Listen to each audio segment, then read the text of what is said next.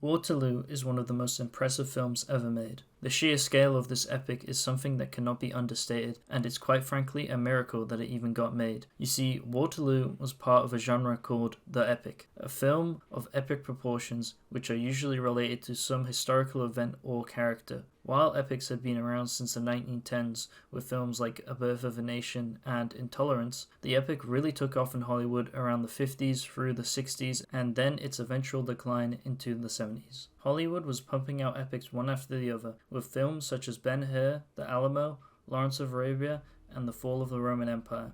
There was one man who was obsessed with the epic. His name was Dino de Laurentiis. Dino had had a number of epics made throughout the 50s and 60s, namely the 1956 version of War and Peace, Barabbas, and Battle of the Bulge.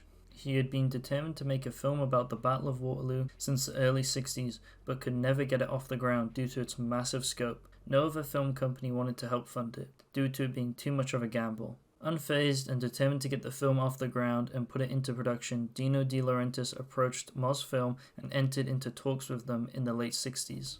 After a successful negotiation with Mosfilm, they provided over £4 million to the budget of Waterloo, giving it a whopping budget of around £12 million. Now, I have heard conflicting reports on its budget in US dollars. Some sources say $25 million, while other sources say $38.3 million. Regardless of what the actual figure was, it was one of the most expensive films ever made up to that point, and it shows, from the cast to the costumes and the large amount of extras and special effects. They really went all out. In addition to Mosfilm contributing to the budget, they also provided around 20,000 Red Army soldiers, cavalry, engineers, and laborers, along with the space and locations to shoot the film inside the Soviet Union, in what is now Ukraine, close to the city of Uzhhorod. Mosfilm were willing to do this because only a couple years earlier they had produced another Napoleonic epic called War and Peace, based off the book of the same name, which was a moderate success. Now, Dino de Laurentiis originally wanted John Huston to direct the film, but it didn't work out, so Mosfilm proposed Sergei Bondarchuk, who had just come off directing War and Peace, which was also a massive production and a topic for another day. Sergei Bondarchuk was a well-respected actor and director of Soviet cinema and was more than happy to direct another Napoleonic epic, using his experience that he had learned from working on War and Peace, combined with Dino de Laurentiis' experience, who had already worked on many epics and another version of War and Peace as mentioned earlier. Filming started in early 1969 in Rome on Dino de Laurentiis' massive soundstage. The main scene that was filmed here was the Duchess of Richmond's Ball, which was a hugely lavish set described by cast members as massive, using 18,000 real candles that had to be lit every day according to Daniele Nanuzzi. Dino also wanted to get real Highlanders to portray the pipers and drummers during the ball. He was able to arrange 50 members of the then 92nd Gordon Highlanders to come to Rome to shoot the scene.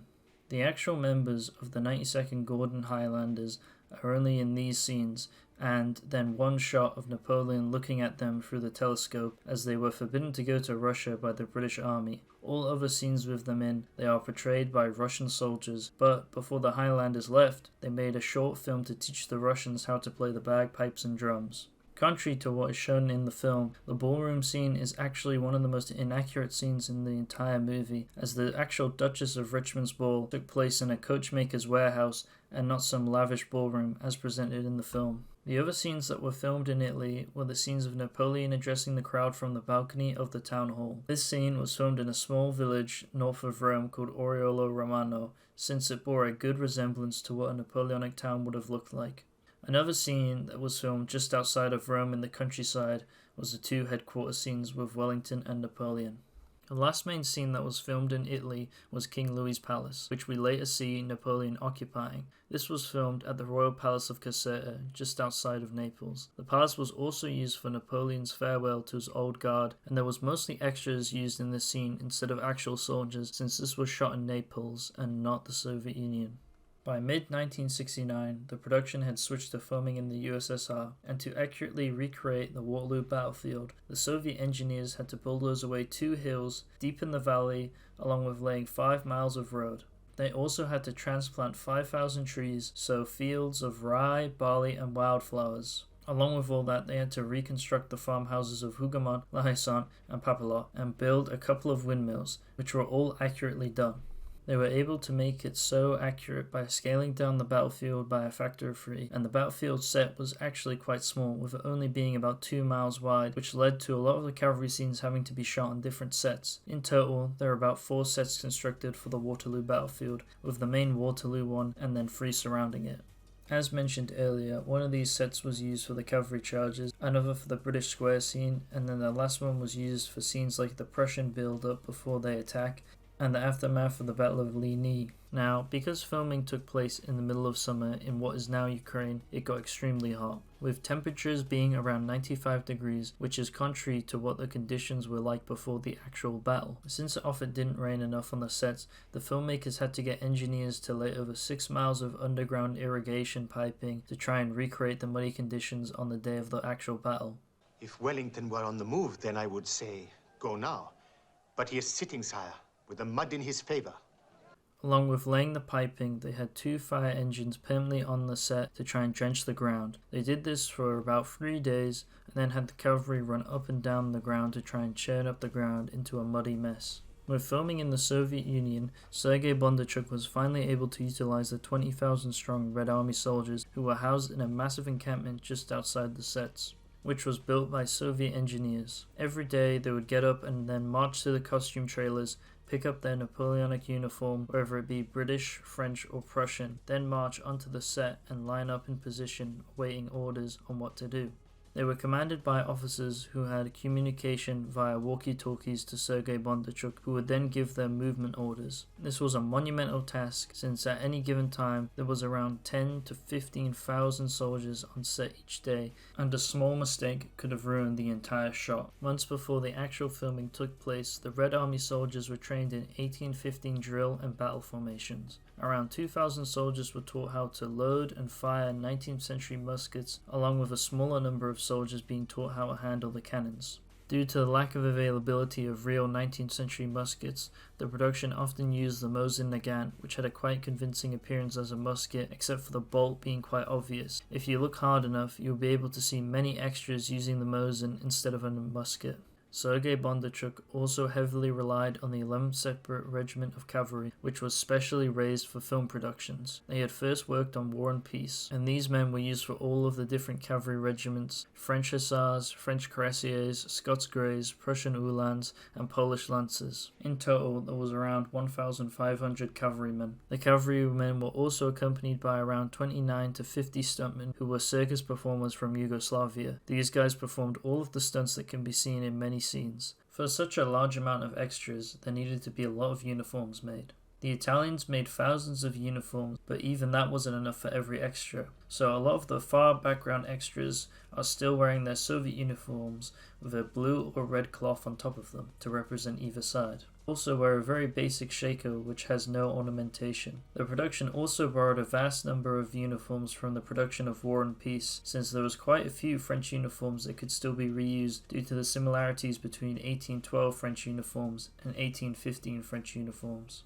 Now, contrary to popular belief about the film, not every soldier you see is a real person. In many of the wide shots, there is actually around 5,000 dummy soldiers to fill out the ranks, with only a real soldier being on either end of the line. This was done only for the soldiers in the very back, as it would make it hard to make them out. Mario Garbulia came up with this idea and used plastic to make them. He would then print blue for French or red for British. Once that was all done, he would then attach them all together by putting metal rods through them. According to people who worked on the film, a lot of the soldiers came from Siberia and the far Russian East, and were described as simple soldiers who had never even seen a plastic bag before. They were fascinated by all the filming and the equipment. They were simple soldiers. Oh my God, they were thankful if you give them a plastic bag. They were looking at the plastic bags where we had each lens in, and they looked at that. My God. So we gave it to them, and that was basically their payment for the day. A lot of soldiers enjoyed their time on the set, and a lot of them didn't due to the rough conditions some of them had to endure. One example being the river crossing scene, where they had to walk almost neck deep in the water around 6 to 7 times before Bondarchuk got the right shot. They also hated wearing the kilts for the Highlanders, as they thought they were just skirts. With this being a Napoleonic battle and having a large amount of cannons and explosions going on, there needed to be a lot of special effects, and Vladimir Lechinkov was behind all of them. Due to the complexity of a lot of the shots, it took him hours to set up all the explosives, and all of the cannons had to have wires on the back of them to give them the illusion that they were actually firing due to the recoil of the cannon. Supposedly they fired plastic balls out of some of the cannons for some of the shots, but this is more hearsay than fact. It's actually incredible that this film had no deaths or major injuries. Although there were some close shaves, especially during the cavalry charges, it's an astounding achievement that this film was made. Just looking into what went into making this film, it could have gone so wrong so easily and been cancelled so quickly. This film would have never been made if it wasn't for the cooperation of the Soviet government and Mosfilm, as it would have cost 3 times as much to make in the West and would have likely not have been done to this scale.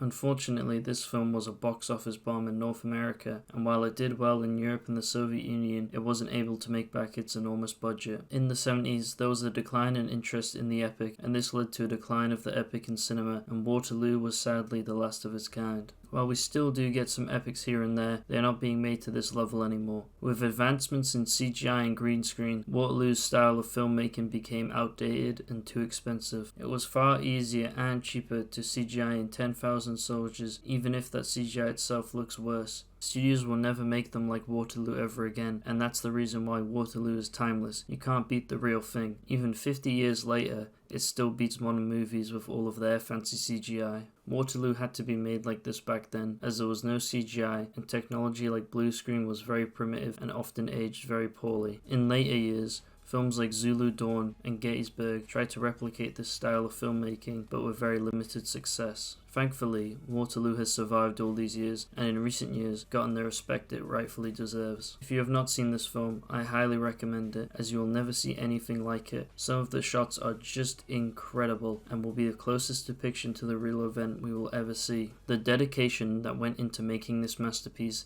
is astounding. The filmmakers really cared about the time period and the history, getting so much right and very little wrong. It's an epic drama filled with brilliant performances, especially from Rod Steiger as Napoleon. I can't believe my ears.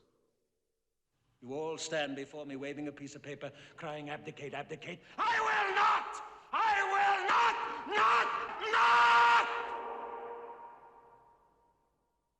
And Christopher Plummer as Wellington. Stop that useless noise! You'll hurt yourself. Waterloo is a true clash of two titans that ended in the defeat of one of the world's greatest generals.